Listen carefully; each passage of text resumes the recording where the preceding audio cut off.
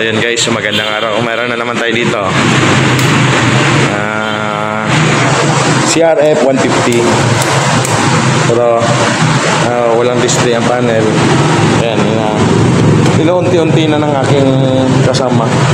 Inuutay-utay niya na yung mga cover. Pero ito, okay yung battery. Gumagana. Check lang natin kung ano naging problema nito para malaman nyo rin, mapakita namin sa inyo. Usually pagka ganyan, unang tinitignan natin kapag walang display ang panel ay yung kanyang battery. So this time, okay yung voltahe ng kanyang battery. So normal na check tayo dito sa kanyang fuse box para malaman natin kung ano yung mga naging kondisyon ng fuse niya. Baka kasi fuse lang eh. So dito naman yung diagram ng fuse niya.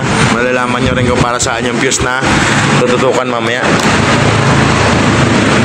So yan, yung main niya. Okay. Okay. Agoy, ano yung nawala? 10 amperes na. Eto, yung meter turn ng kanyang nawawala. So yun lang. So ayan, ayun na guys, okay na siya. Yung kanina na walang display, ngayon meron na. Yan lang yung naging problema natin. So hanggang sa muli po, maraming salamat.